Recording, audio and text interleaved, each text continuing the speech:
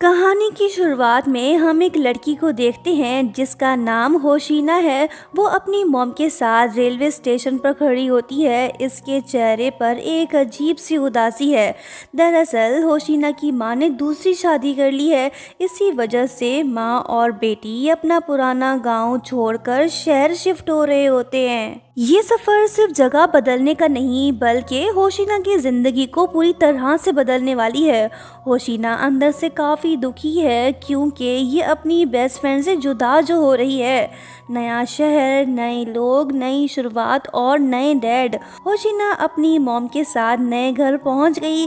Dad ने इनका स्वागत किया। जब ही अंदर दाखिल हुई तो सबसे छोटा भाई इसके सामने आ गया। कुछ देर बाद एक और आ गया। वो सोचने लगी कि आइला, मेरे दो भाई। और अभी तो रुको। तीसरा वाला भी है जो कि काफी मिस्टीरियस सा है। वो ज्यादातर खुद को अपने रूम में बंद करके रखता है, जैसे किसी से मिलना ही नहीं चाहता हो। उसने तो ठीक से होशीना को हाय तक नहीं कहा। होशीना घर के अंदर दाखिल हो गई। हारू तकाशी से बोला कि भाई यहाँ आओ, इनसे मिलो। ये है इस ड्रामे का हीरो, नाम है तकाशी। जैसे ही होशीना की नजर उस पे पड़ी तो वो मन ही मन सोचने लगी कि हे, एक और भी। ये बन गई 4 सौतेले भाइयों की इकलौती बहना। अब इसे यहीं पे है रहना। तकाशी इसका बड़ा भाई जिसमें एटीट्यूड कूट कूट के भरा है। वो बस हाय बोल के चला गया। उसके बाद होता ये है कि होशीना के डैड दूसरे सिटी में ट्रांसफर हो जाते हैं। मॉम को भी उनके साथ जाना पड़ा। मतलब कि अब होशीना को अपने चारों भाइयों के साथ रहना होगा। जब ये बात उसने अपने फ्रेंड्स को बताई तो वो भी इसके लिए काफी फिक्रमंद से हो गए। अगली सुबह होशीना जल्दी उठ जाती है ताकि सबके लिए ब्रेकफास्ट तैयार कर सके। छोटा भाई और दूसरे नंबर वाला भाई होशीना को धीरे धीरे अपनी बड़ी बहन के तौर पर कबूल कर लेते हैं, लेकिन तकाशी अभी भी होशीना को अपनी बड़ी बहन मानने को तैयार नहीं। उसके लिए होशीना सिर्फ एक अजनबी है जो अचानक से उसकी जिंदगी में आ गई। तीनों भाई बिल्कुल मोगली मूड में पूरे घर में घूमने लगते हैं। जब होशीना की नजर शर्टलेस तकाशी पे पड़ी तो वो घबराकर सीधा किचन की तरफ भाग निकली।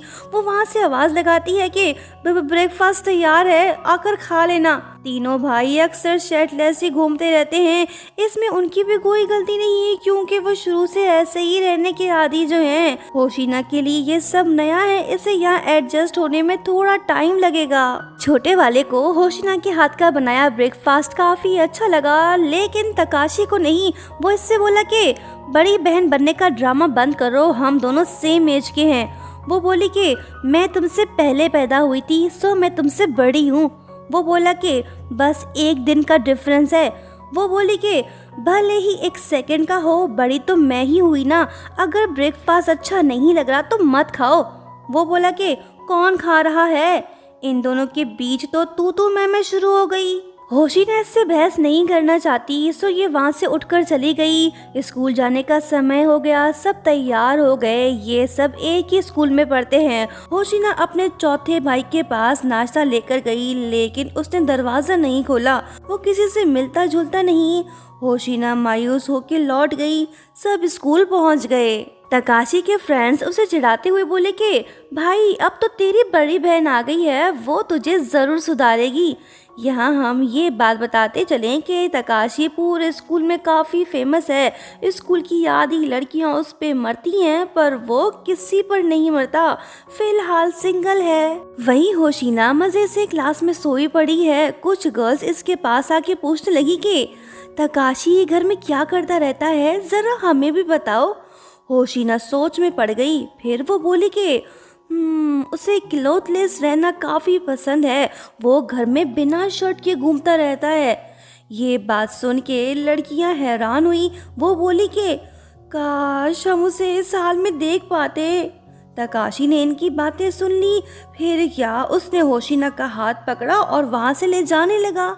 ये वही लड़का है जो लड़कियों को लिफ्ट नहीं कराता। जब दूसरी गर्ल्स ने इसे होशीना के साथ देखा वो तो शॉक्ड सी हो गई। तकाशी होशीना को साइड पे ले जाके बोलने लगा कि अपना मुंह बंद रखो, मेरी प्राइवेट बातें इधर उधर मत फैलाओ। वो बोली कि अरे उन्होंने मुझसे पूछा तो मैंने बता दिया, इसमें गलत ही क्या है। ये दोनों तो उलझ पड़े। तभी हारू आके बोलने लगा कि अरे धीरे से बोलो, सब सुन रहे हैं, घर जाके मजे से लड़ लेना। इनकी लफ्जी गोलाबारी बंद हो गई। स्कूल के बाद होशिना मार्ट चली गई ताकि घर के लिए जरूरी सामान खरीद सके। तकाशी और हारू भी इसके साथ हैं। होशिना स्ट्रॉबेरी खीर बाय करना चाहती है, लेकिन प्राइस हाई होने की वजह से वो नहीं लेती। तकाशी ने ये सब देख लिया, वो खामोश है। रात को होशिना फिर से खाना लेकर यूरी के रूम गई, लेकिन उसने इस बार भी दरवाजा नहीं खोला। तकाशी इससे बोलता है कि वो बाहर नहीं आएगा, खाना यहीं पर रख कर चली जाओ। वो बोली कि कम से कम इतना तो चेक करने दो कि वो जिंदा है भी या नहीं, तुम उसके सगे भाई हो ना, क्या तुम्हें उसकी फिक्र नहीं। वो बोला कि ओ चल साइड हो जा, मुझे तुम्हारी बकवास नहीं सुननी। ये बात बोल के वो चला गया। संडे को जब होशिना नींद से उठी तो उसने देखा कि तकाशी ऑलरेडी जगा हुआ है। वो उससे बोली कि रुको, मैं तुम्हारे लिए ब्रेकफास्ट बना देती हूँ। तकाशी ने से कोई जवाब नहीं दिया, वो अपने रूम में चला गया। फिर होशिना सबके कपड़े वॉश करती है। ये बात तकाशी को पसंद नहीं आई। वो आके इससे बोलने लगा कि क्या तुम नॉर्मल बिहेव नहीं कर सकती, तुमसे किसने कहा कि मेरे कपड़े धो। होशिना इससे कोई जवाब नहीं दे रही, ये फिलहाल इससे लड़ना नहीं चाहती। वो बोला कि क्या हुआ, जवाब दो। तुम्हें क्या लगता है कि हम खुश हैं जब तुम वो करती हो जो हम तुमसे करने का कहते तक नहीं। ये बात होशिना के दिल पे लगी। वो दुखी हो गई, कहने लगी कि सॉरी, आइंदा से ख्याल रखूंगी। ये बात बोल के वो चली गई। छोटा भाई से बोला कि स्टूपिड, ये तुमने क्या किया। वो हमारे लिए इतना कुछ कर रही है, तारीफ नहीं कर सकते तो कम से कम अपनी जबान तो बंद रखो। तकाशी गुस्से में वो किसी की नहीं सुन रहा। बाद में हारू होशिना को बताने लगा कि मॉम के जाने के बाद तकाशी काफी बदल सा गया है, लेकिन वो दिल का अच्छा है, तुम उसकी बातों को दिल पे मत लो, वो धीरे धीरे से तुम्हें एक्सेप्ट कर लेगा। नेक्स्ट सीन में हम देखते हैं कि तकाशी मार्ट में वेजिटेबल्स खरीद रहा होता है। तभी होशिना भी वहीं आती है। जैसे ही इसकी नज़र ग्रोसरी कार्ट पर पड़ती है तो वो हैरान रह जाती है, क्योंकि तकाशी ने इसके लिए स्ट्रॉबेरी खीर बाय किया है। ये वही खीर है जो होशिना ने लास्ट टाइम महंगा होने की वजह से नहीं खरीदा था। ये देखकर होशिना को यकीन हो जाता है कि तकाशी दिल का बिल्कुल भी बुरा नहीं है। वो खामोशी से वहीं खड़ी रहती है। तभी तकाशी इसे देख लेता है और पूछता है कि तुम यहाँ क्या कर रही हो। होशिना जवाब देती है कि मैं तुम्हारी हेल्प करने आई हूँ, लाओ सामान मुझे दो, मैं उठा लेती हूँ। तकाशी इसे एक शॉपिंग बैग पकड़ा देता है, फिर दोनों साथ में चल पड़ते हैं। होशिना तकाशी से सॉरी बोलती है। ये सुनते ही उसका दिल पिघल जाता है, कहने लगा कि क्या हम दोनों मिलकर आज रात का डिनर बनाएं। होशिना खुशी खुशी मान जाती है। दोनों के बीच टेंशन धीरे धीरे कम हो रही है, जो कि अच्छी बात है। फिर रात को दोनों मिलकर खाना बनाने लगते हैं। इसी दौरान तकाशी से छोटी सी गलती हो जाती है, उसके हाथ से खाना जल जाता है। इसी वजह से तकाशी मायूस हो जाता है। ये देख होशिना जले हुए खाने को टेस्ट करके कहती है कि अरे ये तो काफी टेस्टी बना है, अंदर से बिल्कुल ठीक है। ये बोलकर वो अपने हाथों से तकाशी को खिलाने लगी, जिससे दोनों के बीच का मोमेंट और भी स्पेशल हो गया। फिर होशिना धीरे से तकाशी से कहती है कि मैं चाहती हूँ कि ये मेमोरी मेरे दिमाग में हमेशा के लिए महफूज हो जाए। ये बात सुनकर तकाशी थोड़ा सा इमोशनल हो जाता है। वो कुछ नहीं कहता, बस जाकर चुपचाप बैठ जाता है। फिर होशिना बाकी दोनों भाइयों को भी अपने हाथों से खिलाने लगी, जिससे घर का माहौल बिल्कुल फैमिली सा हो जाता है। यूरी ने ये सब देख लिया। वो कुछ कहे बिना ही चुपचाप अपने रूम में वापस चला गया। नेक्स्ट मॉर्निंग जब होशिना नींद से उठती है तो वो देखती है कि तकाशी बिल्कुल उसके पास ही सोया पड़ा है। घबराहट में वो उसे लात मारकर बेड से नीचे गिरा देती है और अगले ही पल वो उससे पूछती है कि क्या तुम ठीक हो। तकाशी उठकर कहता है कि सॉरी, मुझसे गलती हो गई, मैं गलत रूम में आ गया। पहले ये रूम मेरा हुआ करता था। वैसे तुम चिल्लाती बहुत हो और ऐसा भी नहीं है कि मैं तुम्हें किसी लड़की की तरह देख रहा हूँ। इतना कहकर वो वहाँ से चला जाता है। होशिना उसके पीछे पीछे। वो बोली कि ओए रुक, क्या मतलब, कहाँ भाग रहा है। फिर होशिना को अपने क्लासमेट से पता चलता है कि तकाशी की कोई गर्लफ्रेंड नहीं है। ये बात सुनकर वो काफी हैरान हो जाती है। बाद में हारू उससे पूछता है कि अगर तकाशी ने किसी लड़की को अपनी गर्लफ्रेंड बना लिया तो फिर तुम क्या करोगी? होशिना मुस्कुराते हुए जवाब देती है कि ऑफ कोर्स मैं उसे सपोर्ट करूंगी। वैसे अच्छा है कि वो सिंगल है, मतलब कि समर वेकेशन में हम सब मिलकर साथ में टाइम स्पेंड करेंगे। होशिना काफी एक्साइटेड सी हो गई। हारू को ये बात थोड़ी अजीब सी लगी। होशिना ने समर वेकेशन का प्लान बना लिया। जब उसने सबको ये प्लान बताया तो कोई भी जाने के लिए तैयार नहीं हुआ। सबने सीधा उसे ना कह दिया। ये देखकर होशिना काफी मायूस हो गई। रात को तकाशी अपने मॉम डैड से फोन पे बात करते हुए उन्हें यूरी के बारे में बताने लगा। उनकी बातें होशिना ने भी सुन ली। वो तकाशी के पास आके उससे कहती है कि मैं काफी दिनों से ये सोच रही हूँ कि आखिर यूरी के साथ हुआ क्या है। तकाशी थोड़ा सीरियस होकर बोलता है कि तुम इस बारे में मत सोचो, यूरी हमारी प्रॉब्लम है, हम देख लेंगे। होशिना गुस्सा होकर कहती है कि ये तुम क्या बोल रहे हो? मैं उसकी बड़ी बहन हूँ, मैंने उसका चेहरा तक नहीं देखा, मुझे उसकी फिक्र है। तकाशी जवाब देता है कि तुम्हें उसके बारे में कुछ भी जानने की जरूरत नहीं, तुम कुछ मत करो, ओके। ये बात बोल के वो वहाँ से चला गया। नेक्स्ट डे जब होशिना गार्डन की सफाई कर रही होती है तो तभी हीट स्ट्रोक की वजह से वो बेहोश हो जाती है। घर में यूरी के अलावा कोई नहीं होता। जब होशिना की आंखें खुलती हैं तो वो देखती है कि यूरी उसके पास ही खड़ा है। यूरी इससे पानी पिलाता है।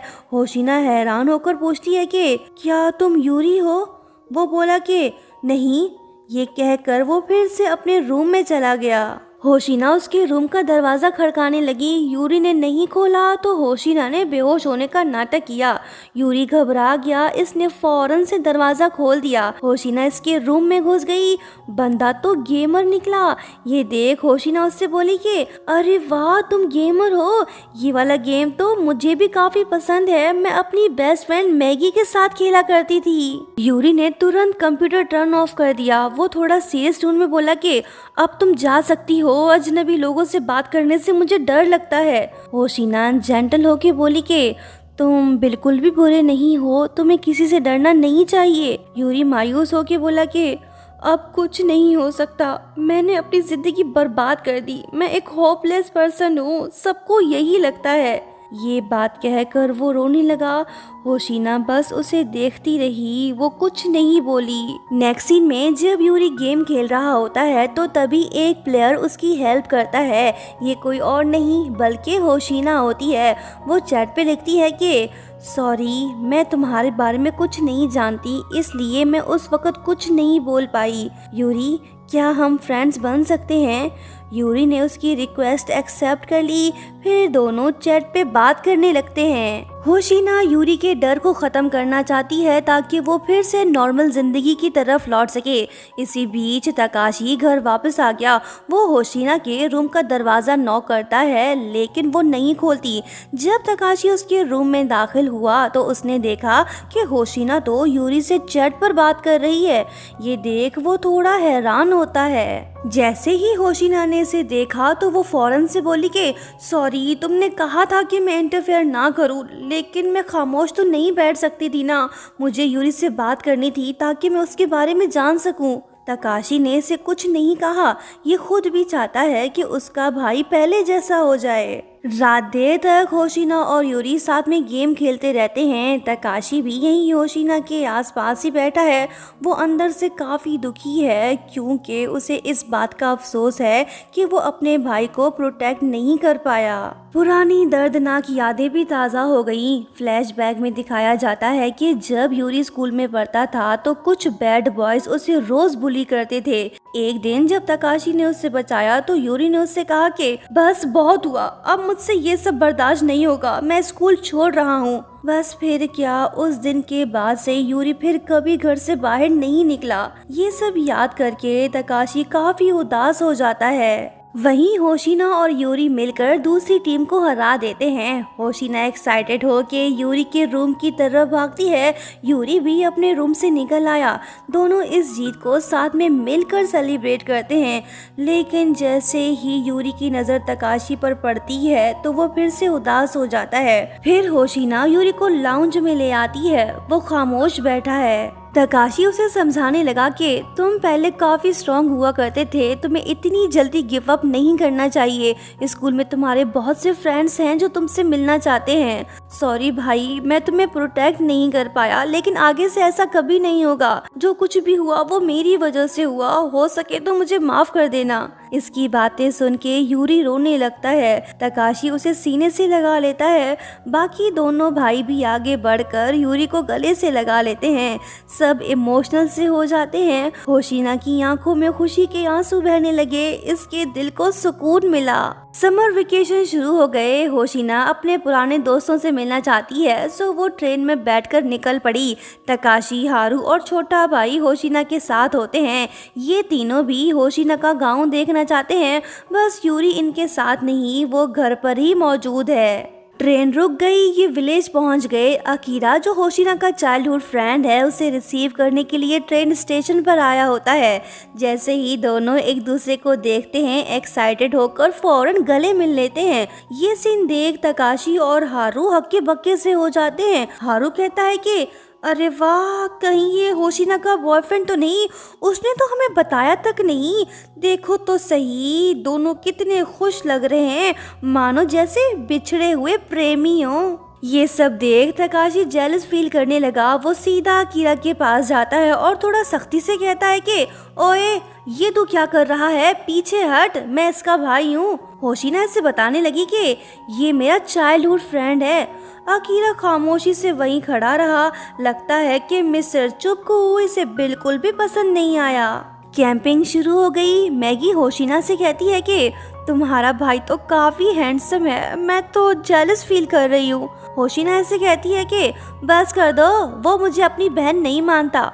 मैगी मुस्कुराते हुए बोली कि ये तो अच्छी बात है ना, पता नहीं क्यों मुझे रोमांस की खुशबू आ रही है। होशिना इससे बोली कि छोड़ो ये प्यार व्यार की बातें, प्यार क्या है ये मुझे आज तक समझ नहीं आया। मैगी थोड़ा सीरियस होके बोली कि अरे यार, इसका आंसर काफी सिंपल सा है। अगर तुम दिन रात किसी एक ही इंसान के बारे में सोचते रहो तो समझ लो यही प्यार है। ये बात सुनकर होशिना फ्री सी हो गई। इसके दिल में एक अजीब से एहसास ने जन्म लिया। वहीं हम देखते हैं कि तकाशी को बिल्कुल भी मजा नहीं आ रहा। अकीरा आके से बोला कि पता है भाई, होशिना ने बहुत कुछ फेस किया है। डैड उसे बचपन में ही छोड़कर चले गए थे। वो अपनी मॉम का साथ देती रही, जो इसे ब्राइट फ्यूचर देने के लिए काफ़ी हार्ड वर्किंग करती थी। इसलिए कोई भी ऐसा काम मत करना जो उसे रुला दे। अगर तुमने उसे रुलाया तो मैं तुम्हें नहीं छोड़ूंगा। वैसे होशिना हमें सिर्फ तुम्हारे बारे में बताती है, तुम उसके लिए खास हो, सो प्लीज उससे नफरत करना छोड़ दो, उसका ख्याल रखो। तकाशी खामोश रहकर इसकी बातें सुन रहा है। होशिना अपने दोस्तों के साथ फुल एंजॉय कर रही है। छोटू को भी बहुत मजा आ रहा है। वो आके सबसे कहता है कि चलो हाइड एंड सीक खेलते हैं। इनको ये आइडिया अच्छा लगा। सब गेम खेलने के लिए तैयार हो गए। अकीरा ने गिनती शुरू की। हर कोई छुपने की कोशिश कर रहा है। जो पकड़ा गया समझो वो हार गया। होशिना भी दौड़ पड़ी। भागते हुए ये तकाशी से टकरा गई। वो थोड़ा अनॉयड होके बोला कि तुम यहाँ क्या कर रही हो? जाओ कहीं और जाके छुपो।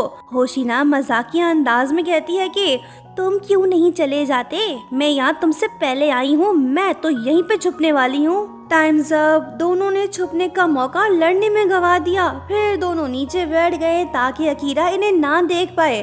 तकाशी थोड़ा रिलैक्स होके बोलने लगा कि ये जगह तो वाकई में बहुत अच्छी है। होशिना बिना कुछ बोले बस इसे देखे जा रही है। तकाशी थोड़ा क्यूरियस होके पूछता है कि क्या हुआ? मुझे ही क्यों देख रही हो? तुम क्या चाहती हो? होशिना थोड़ी शाय होके बोली कि कुछ नहीं। फिर जब होशिना उठकर वहां से जाने लगती है तो तभी इसका पैर फिसल जाता है। वो सीधा तकाशी के ऊपर गिर पड़ती है। माहौल एकदम रोमांटिक सा हो गया। दिल की धड़कनें 200 के पार। ये सीन यहीं पे एंड हुआ। ट्रिप एंजॉय करने के बाद होशिना और बाकी सब अपने घर वापस लौट आए। हॉलीडेज खत्म हो चुके हैं, स्कूल जाने का समय हुआ जाता है। सब ब्रेकफास्ट करने के लिए टेबल पे बैठे हैं। यूरी भी इनके साथ ही बैठा है। जब होशिना तकाशी के पास जाती है तो वो उससे नजरें नहीं मिला पाती। फिर क्या, वो बिना कुछ कहे ही वापस लौट जाती है। स्कूल में बास्केटबॉल मैच शुरू हो गया। तकाशी खेलने में बिजी है। लड़कियां अपनी पढ़ाई लिखाई छोड़ के बस इसका मैच देखने आई हैं। होशिना भी यहीं पे मौजूद है। इसका दिल थोड़ा बेचैन सा है। तभी से मैगी की वो बात याद आई कि जब तुम हर वक्त एक ही इंसान के बारे में सोचते रहो, उसे दिमाग से ना निकाल पाओ, तो समझो यही प्यार है। ये बात याद करके होशिना का दिल थोड़ा सा कंफ्यूज और इमोशनल सा हो जाता है। ये मन ही मन खुद को समझाने की कोशिश कर रही है कि ऐसा कुछ नहीं है। नेक्स्ट सीन में हम देखते हैं कि होशिना बर्तन धो रही है। ये थोड़ी खोई खोई सी लग रही है। इसका दिल और दिमाग कहीं और है। तभी हारू आता है और कहता है कि वॉशरूम खाली है, जाके नहा लो। होशिना उससे बोली कि ठीक है। हारू समझ जाता है कि होशिना का दिल किसी खास इंसान के ख्यालों में खोया हुआ है। वो थोड़ा इनकरेज करते हुए कहता है कि अगर तुम उससे प्यार करती हो तो फिर उसे बता दो ना। होशिना बोली कि ठीक है। हैं? ये मैंने क्या बोल दिया? ऐसा कुछ नहीं है। हारू इससे बोलता है कि साफ दिख रहा है कि तुम उसे लाइक करती हो। होशिना उसके पास आके बोली कि मैं सिर्फ बड़ी बहन बनने की कोशिश कर रही हूँ। मैं यहाँ इसलिए हूँ क्योंकि मेरे पेरेंट्स मुझ पर भरोसा करते हैं। अगर हमारा रिश्ता भाई बहन का ना रहा तो लोग क्या कहेंगे? यही ना कि हमारी फैमिली नॉर्मल नहीं। हारू अंडरस्टैंडिंग टोन में कहता है कि किसी से प्यार करना कोई गुनाह तो नहीं। वैसे भी तुम दोनों का ब्लड रिलेशनशिप नहीं, इसमें गलत ही क्या है? होशिना थोड़ी सीरियस और रिस्पॉन्सिबल होके बोली कि अभी उसके एग्जाम्स चल रहे हैं तो मैं कोई ऐसा काम नहीं करना चाहती जिससे उसकी मुश्किलें बढ़ें। अब मैं नहाने जा रही हूँ। ये बात बोल के वो चली जाती है। टाइम गुजरता है। समर से सीधा विंटर में आ गए। दिसंबर चल रहा है।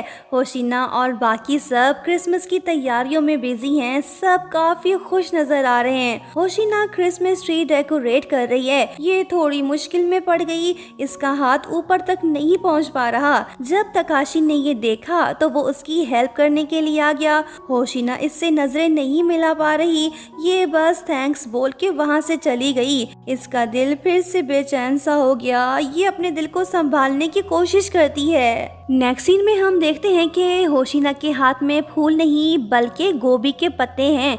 खुद से कहने लगी कि दिल कह रहा है कि उसे अपनी फीलिंग्स बता दूं, लेकिन दिमाग कह रहा है कि मत बताओ। कुछ समझ नहीं आ रहा कि क्या करूं। ये गोभी के पत्तों के साथ हाँ कि ना करने लगी, जैसे अपने दिल और दिमाग के बीच स्ट्रगल कर रही हो।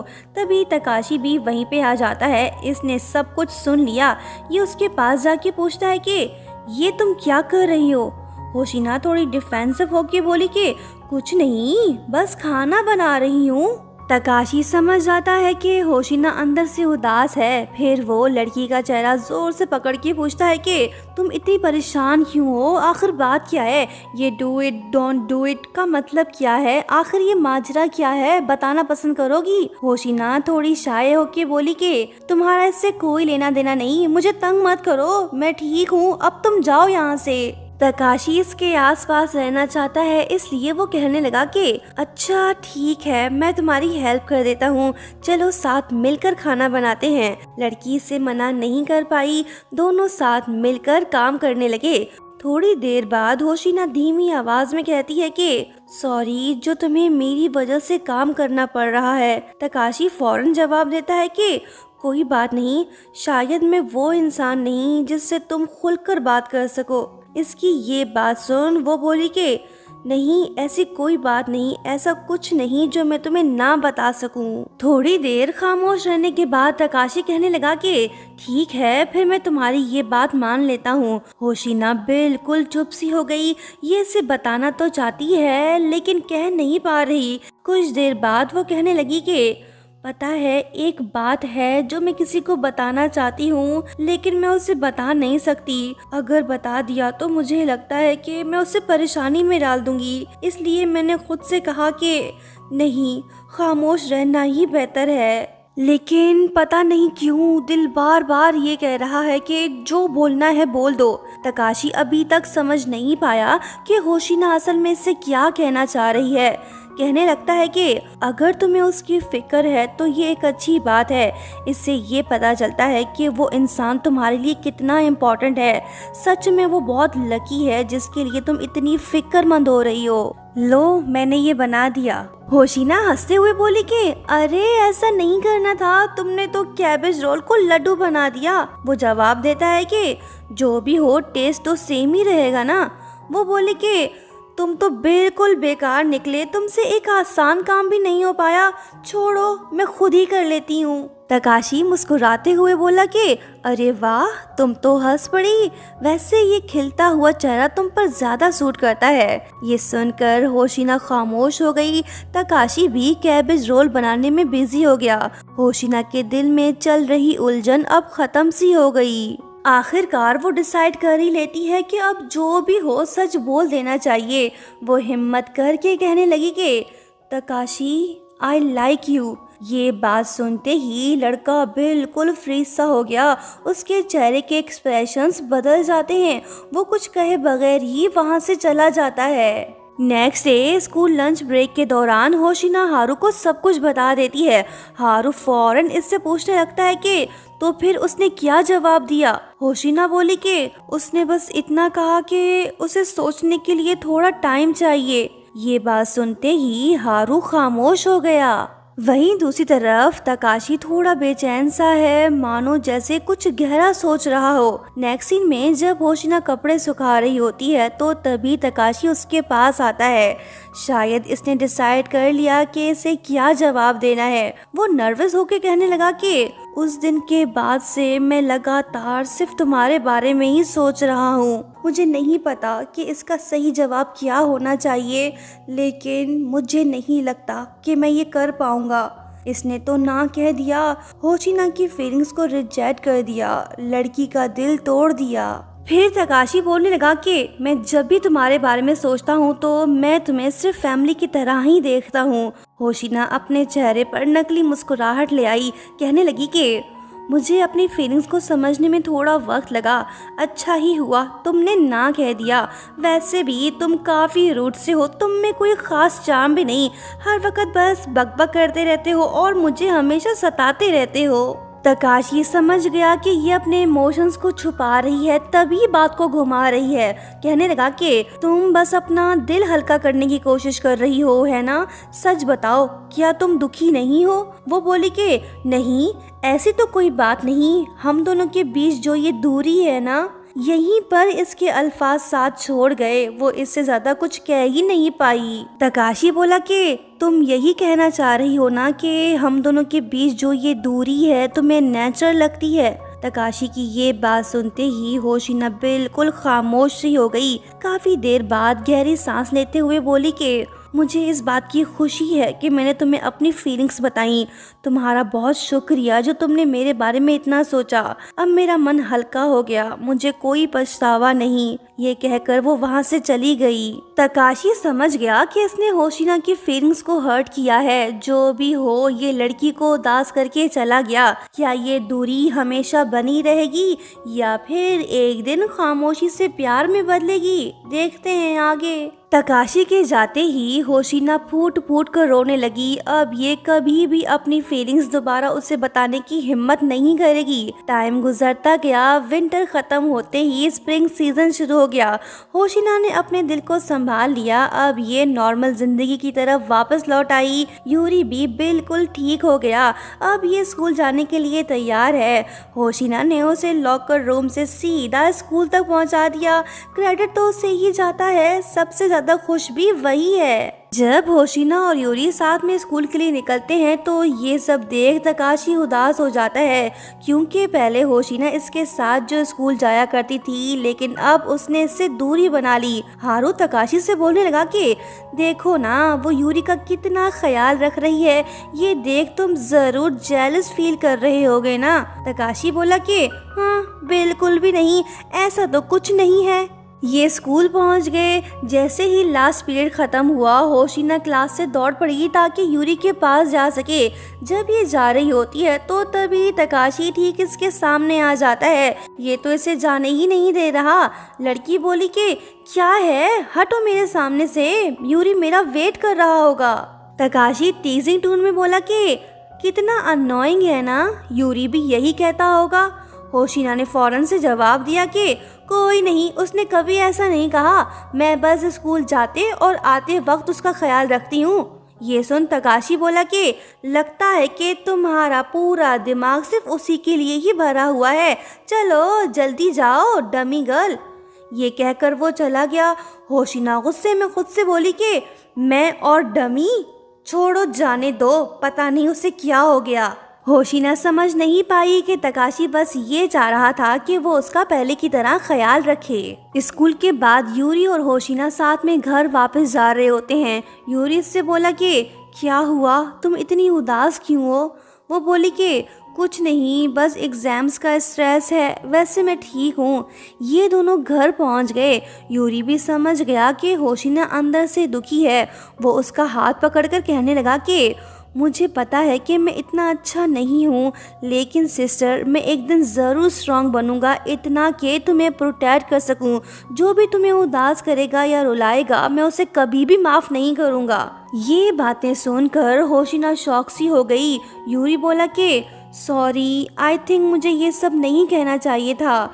होशिना इसके सर पर हाथ रखकर बोली कि कोई बात नहीं। नेक्स्ट सीन में हम तकाशी को क्लासरूम में देखते हैं। लड़के का दिल डिस्टर्ब हुआ पड़ा है, समझ नहीं पा रहा कि आखिर क्यों। जब दोस्तों ने इसे उदास देखा तो वो आकर इससे पूछने लगे कि क्या हुआ भाई, दिल क्यों ऑफ है? अगर तुम कुछ बताना चाहते हो तो हम सुनने के लिए तैयार हैं। तकाशी बोलने लगा कि पता नहीं क्यों मैं अजीब सा फील कर रहा हूँ। अब जाके मुझे समझ आ रहा है कि मैं बस उसके बारे में ही सोच रहा हूँ। नहीं जानता आखिर ऐसा क्यों हो रहा है। फ्रेंड बोला कि तो इसका मतलब तुम्हें किसी से प्यार हो गया है, तभी तो तुम उसे अपने दिमाग से नहीं निकाल पा रहे। स्कूल के बाद जब तकाशी घर वापस आया तो देखा कि होशिना सोफे पे सो रही है। ये अपने आप को रोक नहीं पाता और सीधा उसके पास जाके उसे जगाने की कोशिश करने लगा। जब होशिना नहीं उठी तो वो चुपचाप बस उसे देखता रहा। तभी से अपने फ्रेंड की प्यार वाली बात याद आई। ये बस होशिना को देखे जा रहा है, लड़की बेखबर होके सो रही है। तकाशी के दिल की धड़कनें तेज। ये अपने दिल को संभालने लगा और बिना कुछ बोले वहां से चला गया। यूरी ने ये सब देख लिया। वो समझ गया कि तकाशी होशिना को लाइक करता है। इसके दिमाग में कुछ तो चल रहा है, जरूर ये कुछ करने वाला है। नेक्स्ट डे स्कूल के बाद यूरी तकाशी को अपने साथ ले जाता है। लगता है कि ये इससे कोई जरूरी बात करना चाहता है। तकाशी पूछता है कि बताओ तुम किसके बारे में बात करना चाहते हो। यूरी खामोश है, इसके दिमाग में सिर्फ होशिना का ख्याल है। कहने लगा कि बताओ तुम उसके बारे में क्या फील करते हो। तकाशी बोला कि कुछ स्पेशल नहीं, वैसे तुम ये क्यों पूछ रहे हो। यूरी ने थोड़ा टीजिंग टोन में कहा कि ओ अच्छा, अगर एक दिन वो किसी और से प्यार कर बैठे तो क्या फिर भी तुम्हें कोई फर्क नहीं पड़ेगा, तुम यूं ही चुप बैठे रहोगे। तकाशी सीरियस होके बोला कि हाँ, मैं तो उसकी फिक्र करना नहीं छोड़ूंगा, वैसे भी वो अभी बच्ची है, ऐसा कभी नहीं होगा। यूरी समझ गया कि ये साला ऐसे नहीं मानेगा, कुछ ऐसा करना होगा जिससे ये जेलस फील करे। कहने लगा कि उस जैसी अच्छी और मासूम लड़की से कौन प्यार नहीं करेगा। अगर मैं तुम्हारी जगह होता तो उसकी फीलिंग्स को कभी रिजेक्ट ना करता। ये बात सुनते ही तकाशी भड़क गया। पूछने लगा कि क्या तुम उसे लाइक करने लगे हो, बताओ। यूरी सीधा से बोल देता है कि लाइक तो तुम भी उसे करते हो ना, तुम बस अपनी फीलिंग्स को छुपा रहे हो। मैंने खुद देखा तुम उसके पास थे। और हाँ, सबसे बड़ी बात, तुम्हें शायद खुद पर यकीन नहीं, इसलिए तुम ऐसा कर रहे हो, है ना? यूरी की ये बातें तकाशी को तीखी लगी। वो गुस्से में आकर उसका कॉलर पकड़कर पीछे धकेल देता है। अगर इसकी जगह कोई और होता तो ये उसका मुंह तोड़ देता, लेकिन ये तो इसका अपना भाई है, अब वो इससे कैसे लड़े? तकाशी बिना कुछ कहे दिल में दर्द लिए वहां से चला गया। यूरी का फेस थोड़ा इंजर्ड हो गया है। होशिना समझ गई कि दोनों भाइयों के बीच लड़ाई हुई है। जब तकाशी घर वापस आता है तो होशिना उसे कहती है कि हे यू, इधर आ। वो तकाशी का हाथ पकड़कर पूछती है कि तुमने इसे क्यों मारा? यूरी फौरन बोला कि तुम बीच में मत पड़ो, ये हमारा आपसी मामला है, हम खुद ही निपट लेंगे। यूरी उठकर तकाशी के पास जाकर बोला कि चलो बात को अभी खत्म करते हैं। छोटा बोला कि हे मत लड़ो, पागल हो गए हो क्या? होशिना टेंशन में, दोनों भाई लड़ने को तैयार। हारू बोला कि अभी मत लड़ो, वैसे भी कल स्कूल में प्रॉपर कैवरी बैटल होने वाला है, तुम दोनों वहाँ मजे से लड़ना, फिर देखते हैं कौन जीतता है। होशिना फौरन बोली कि बिल्कुल भी नहीं, वो गेम बहुत ज्यादा खतरनाक है। यूरी को ये आइडिया काफी अच्छा लगा। ये अपने भाई से फाइट करके उसे हराना चाहता है। तकाशी से कहने लगा कि अगर मैं जीता तो जो मैं कहूँगा तुम्हें वही करना पड़ेगा। तकाशी बोला कि ओ अच्छा, और अगर मैं जीता तो फिर तुम क्या करोगे? यूरी बोला कि जो तुम कहोगे मैं वही करूँगा। तकाशी मान गया।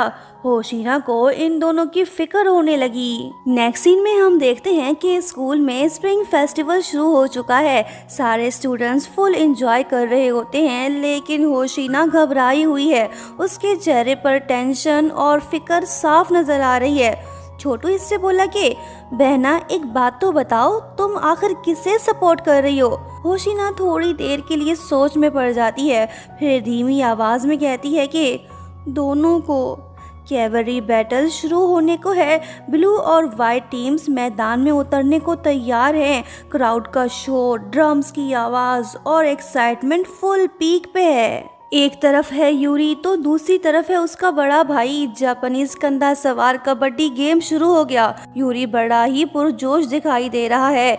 ये ब्लू टीम्स के ज्यादातर मेंबर्स को अकेला ही हरा देता है। फिर ये चिल्लाकर बोला कि ओए तकाशी, मैं यहाँ हूँ, आओ मुझसे लड़ो। दोनों भाई एक दूसरे को खतरनाक नजरों से देखने लगे। होशिना घबरा गई। ये बिल्कुल भी नहीं चाहती कि इन्हें कुछ हो। दोनों भाई आपस में भिड़ गए। यूरी तकाशी से बोलने लगा कि खुद से झूठ बोलना बंद करो, मुझे सब पता है, तुम्हारे इमोशंस साफ नजर आ रहे हैं। सीरियसली तुम कितने अननोइंग हो। तकाशी बोला कि तुम मेरे जज्बात कभी नहीं समझ पाओगे, सो इसलिए तुमसे बहस करना बेकार है। दोनों के बीच लड़ाई सनसनीखेज हो गई। कोई भी पीछे हटने को तैयार ही नहीं। लड़ते लड़ते इन दोनों ने अपना बैलेंस खो दिया और सीधा जमीन पर गिर पड़े।